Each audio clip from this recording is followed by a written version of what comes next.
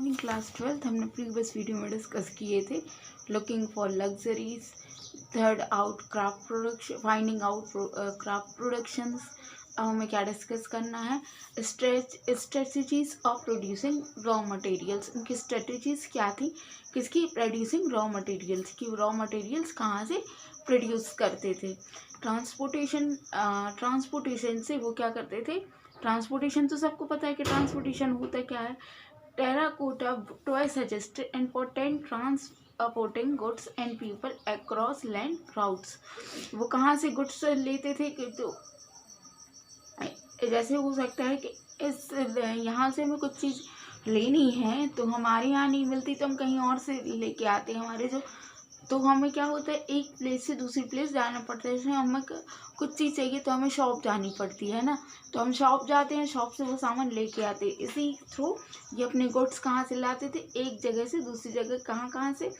कुछ लोगों से खरीदते थे, अक्रॉस लैंड्स मतलब जगहों से, और रूट से भी लाते थे। क्या लाते थे? गुड्स वगैरह, मतलब जो सामान होता है। अब ये लाते किससे थे? Ships and boats. किससे? Ships and boats. Ships and boats on seat suggested river roads from transporting goods and people. Ships और बीट्स उनको क्या करती थी?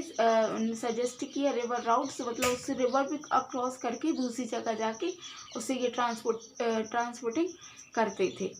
Material from subcontinent and beyond. अब मटेरियल देखने सब कॉन्टिनेंट और बियॉन्ड के।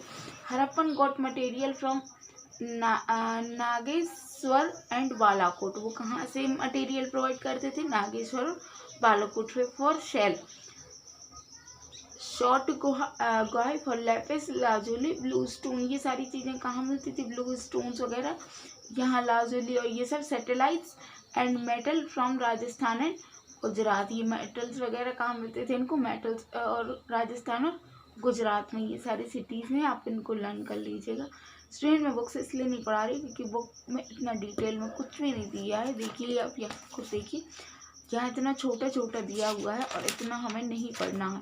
हमें इसीलिए मैं आपको इसीलिए नोट्स में से पढ़ा रही हूँ क्योंकि आपको ये चीज़ बहुत अच्छे से समझ आ जाए। मटेरियल फ्रॉम द, ये देख लिया हमने, फर्स्ट पॉइंट क्या था।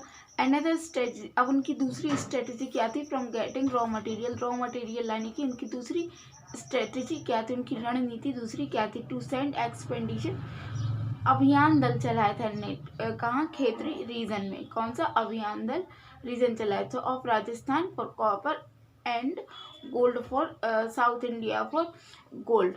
ये राजस्थान से क्या लाते थे? कॉपर लाते थे, और साउथ इंडिया से गोल्ड। क्लियर हुआ?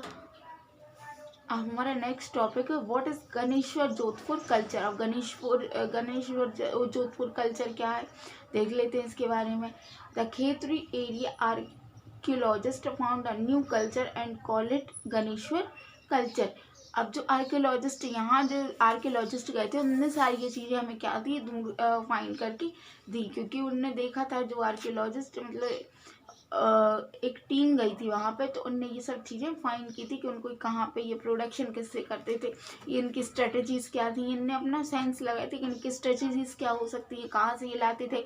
शायद इन्हें आइडिया लगा हो कि बोट्स और शिप से यहाँ से सामान ट्रांसपोर्टेशन एक जगह से दूसरी जगह हो सकता है ना। तो अब उन्हीं ने क्या फाइंड किया था? गणेशपुर जोधपुर। अखेत्री area archaeologist find a new culture, क्या फाइंड किया उन्होंने? न्यू कल्चर फाउंड किया and call it Ganeshwar culture. उसको क्या बोल रहे थे? गणेश्वर कल्चर। देख लेते हैं। Copper got from Oman. अब उनको कॉपर और कहाँ से मिल रहा है? ओमान, अरब से। A large Harappan jar coated with black clay was being found at Oman site. इनने एक लार्ज हरप्पन जो जार था वो कोटेड किया था किससे? With black clay and has been found at Oman site. वहाँ पे कहाँ से मिला था? ओमन साइट से। Mesopotamia site also contain trace. Mesopotamia trace में भी इस किसके अवशेष मिले थे? किसके? निकल के अवशेष मिले थे, है ना। तो ये बात भी क्लियर हुई। अब नेक्स्ट टॉपिक देख लेते हैं हमारा सील्स एंड सेलिंग्स। सील्स और सीलिंग्स। अब वो सील्स वगैरह देख लेते हैं। Seals and sealings are used for long distance communication. अब सील्स वगैरह क्यों लगा देते थे? वो लॉन्ग डिस्टेंस कम्युनिकेशन के कारण लगा देते थे। क्या होता था कि जैसे उनको एक देख लेते हैं, एग्जाम्पल दिया है। A bag of full of goods being with sand from one place to another place to another, it means mouth was tied with a rope and on the knot was fixed with wet clay on which are no more pressed, leaving an impression so that the bag could be reached with an sealing touching। इनने एक example लिया seal और selling का। एक bag लेते थे, उसमें बहुत सारा सामान भर देते थे, मतलब गुड्स भर देते थे। एक जगह से दूसरी जगह पहुंचाने के लिए बैग बहुत अच्छा रहेगा, तो अब उसके लिए अब उनकी पहचान भी तो बनानी है कि कहाँ से आया और कहाँ से ये बहुत अच्छे हुए। तो तुमने बैग लिया, उसका माउथ को नॉट से कस दिया, नॉट से, ये देख लिए बैग हमने इसको नॉट से ये कस दिया, कस गया ये बैग।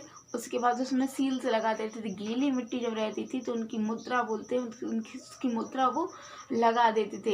इससे ये होता था कि अगर वो जो प्रोडक्ट है वो कहीं दूसरी जगह पहुंच जाता था, तो मतलब जैसे वो सील होती थी वो उनको बता देती थी कि किसी और ने खोला है, एक जगह दूसरी जगह गया है, और उनने मतलब सही प्लेस में ना पहुंचते हुए भी वहाँ दूसरी जगह पहुंच गया और उनको सील से पता चल जाता था।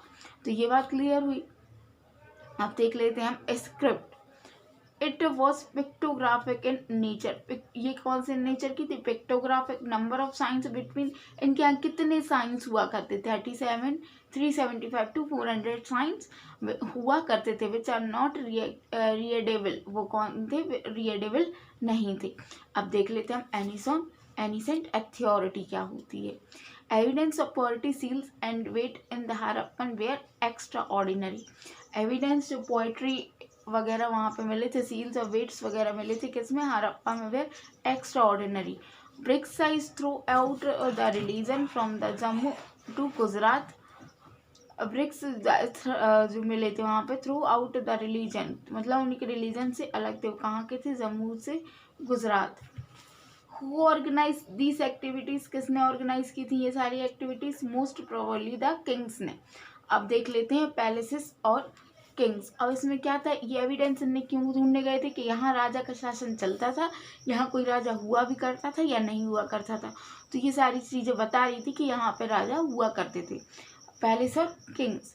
अ large building founded Mohenjodaro labeled as a palace by archaeologists but no process found regarding it। अब उन्होंने देखी पैलेस और kings. A large building founded Mohenjodaro labelled as palace, वहाँ मोहनजोदारो को इन्होंने एक पैलेस बताया था, बट आर्कियोलॉजिस्ट ने जब वहाँ पे वो देखा तो उधर पे प्रूव हुआ कि वो ऐसा कुछ नहीं है वहाँ पे। Some give their opinion that Harappan civilisation. उन्होंने बताया कि कुछ ओपिनियंस मिले थे कि जहाँ हड़प्पन सिविलाइजेशन में किंग्स वगैरह नहीं होते थे, वहाँ फ्रीडमली होता था।